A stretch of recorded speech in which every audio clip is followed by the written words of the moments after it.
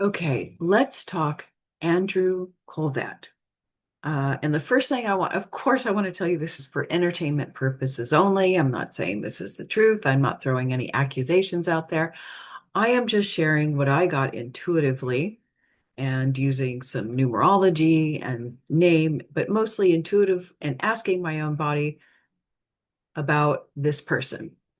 And right off the bat, I just want to say that Andrew Kolvet um, I asked, is this a trustworthy person? Trustworthy in what he's as a public figure? And the answer is no. The first thing I want to talk about with Andrew is, and I use whatever name a person, a political figure uses out into the world. Our name, the name that we use, we unconsciously know what it, what it, what it's projecting. It's projecting an image of us, and we either agree with it, or if we don't resonate with it, like myself, like I knew many, many, many years ago, before the Karen issue became an issue, that I never wanted to be this name. So I changed it to Cat, right? It feels better, and I had a different image that I wanted to project out there, or energy. It's all unconscious. You don't really know what it is, but it's really, boy, it really fits. So Andrew Kolvet goes by Andrew Kolvet, and this is what his name says to me. And I look at it like these names that we use out into the world, this common name, is like the cover of a book. You want to sell a book, and here is the image. And this is what I'm going to project out to you, and this is who I am. It may not be the full truth. It's just the outer layer that someone is projecting out there, and this is the archetypal pattern that they are trying to fulfill. It may not be their truth, their true inner truth, but it's what they kind of feel on a surface level, right? Maybe because of the collective consciousness, whatever. Anyway, Mr. Andrew Kolvet, what I get for him, the number 10 is um, protector. And when I asked for an image, oh wow, I mean, the image came in like that. I was quite shocked at how quickly it appeared. But I saw like this angel, like Archangel Michael flying in from the heavens. And this is the archetypal pattern and role that he is playing, particularly, yeah, I'm speaking directly, to this TPUSA, Charlie Kirk, this whole saga thing that's going on. He is playing the role of the protector. And where does this come from? What it says in the name and my own intuitive thing is, unfortunately, I think that he had the protector in his life, father, may not have been so protective. So now we always tend to flip roles, and he's playing the protector. He has, what came to me is all of this comes to me intuitively. So um, he struggles a little bit with his own masculine power. I'm not talking sexual masculinity. That's not the case, but his own internal masculine power and empowerment. He is a bit of a mama's boy. Boy, you can tell that by the mouth. If you see, ooh, I can barely listen to him because it's I cannot listen to him at all, because it all is lies, lies, lies, lies, lies. It's not his truth. Okay. But anyway, he's playing this role of protector.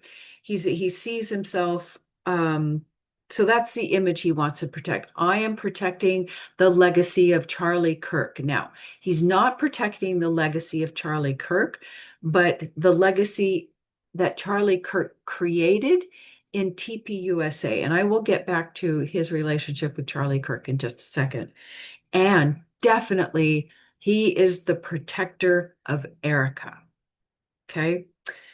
He's very much drawn to protecting of the female energy, um, because he became so close with his mother due to the lack of protection, or father figure, or something that happened in his life.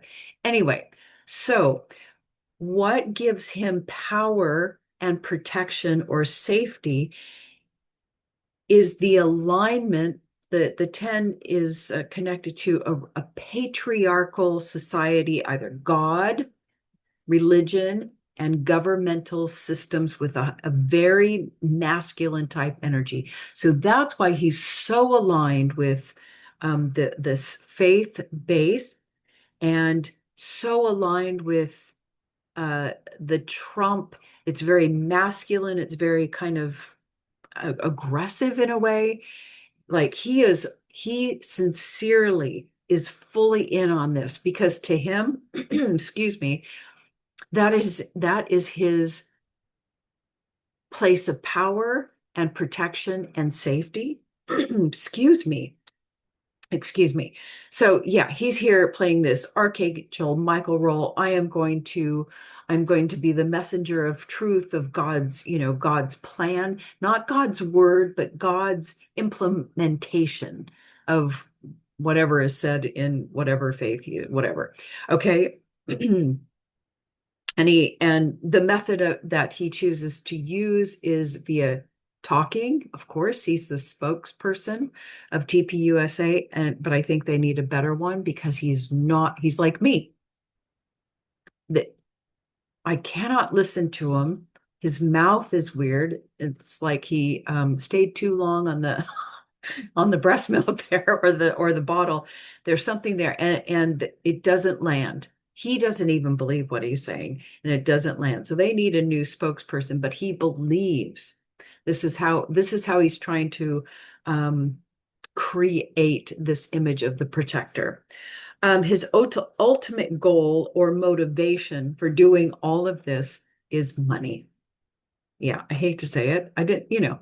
Money, because money to him equals power, which he's searching for, which equals protection. That he's looking for power, safety, father in the government, in this faith aligned kind of thing. So there you go. So you can kind of see, if you tap in to Andrew Kolvet, you can kind of feel this. He's kind of like a weak little mama's boy kind of thing. And yeah, I hate to say that, but I can totally see that that's the role that he's playing. Now, let's get into a little bit more detail. Yeah, definitely not trustworthy. He's always like, he's taken on the image, which all of these things are very damaging to the soul, because it's so out of alignment. But he's taking, I'm protector. I'm here to do the right thing, the right thing. Yeah, it's a heavy burden. And I did ask, he doesn't fully, there are there is some discrepancy. I couldn't quite get to the details, but sometimes he doesn't even believe what he is saying, but yet at the same time, he's like fully in it. Even though deep down inside, he doesn't even believe what he's saying, and he doesn't want to. And he definitely doesn't want to be doing what he's doing. I got that very clear, that he'd rather be doing something else than what he's currently doing, either being the spokesperson for TPUSA, or I don't know. Anyway, there's something really off there. I did ask, is he like I told you, we have to ask these questions now. Is he a pure human soul? I got to know. Is it reptilian? No. I said, is there, and then I got this, oh, there's something artificial. Is there something artificial going on here, or corrupted? Yes. And what I got is, he's a hybrid 3D soul that is service to self. Now, a 3D soul just means, oh, usually there's plenty of 3D souls running around. There are basic asleep humans who are here just to have a human experience. They're here to, deal with survival issues, a job, a relationship, very 3D issues, no problem. But it says hybrid and artificial, because something has corrupted or hijacked his soul. Yes. So these are the things that I got. So yeah. So another level of why he's doing what he's doing, right?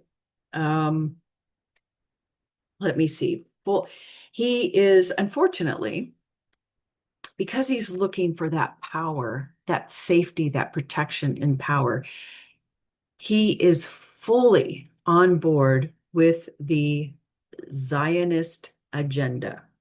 Okay, fully on board. Like almost like I cannot believe he's so. In fact, it's fear. He finds protection and safety in that agenda. Okay, fully on board with it. So yeah, it's kind of sad because I kind of thought there was a little thing there. Anyway, in regards to the unaliving of Charlie, I did ask, did he have prior knowledge? And I got a yes. Uh, does he know who the responsible party is? And there's a yes. And I said, does he believe it's Tyler Robinson? Oh, my whole body collapsed. That's like a big no because um, I wanted to make sure that he didn't truly believe it was um, uh, Tyler Robinson that did it. So he does not. So, but he knows who the responsible parties are. Did he help arrange this situation? And I got a yes. And I thought, oh, I better ask if he intentionally knew he was helping to arrange this because we can help arrange things and sometimes we don't even know what we're doing, right? Because somebody's manipulating us. But indeed, he was fully aware of what he was doing. This is why he's not a trustworthy soul because he's looking for his own protection, money, and power. Yeah, so he was fully aware of that. Now, he always talks about how Charlie Kirk was his best friend. And, you know, he was my best friend. I worked with him, my best friend. And so that would indicate there's some kind of loving relationship. And when I asked that question, I got like the biggest no. Like, oh, I can feel like when I get this, I feel it's truth coming up. Like, it is the biggest like the biggest no to get. Like he has been lying about this. He does not have any love for Charlie Kirk. That's why I was saying he's not here to protect Charlie Kirk's image at all. He's protecting what this empire that was built. And I said, did he even admire Charlie Kirk? No. Was he jealous of Charlie Kirk? Ding, ding, ding. And is he in love with Erica Kirk? Yes.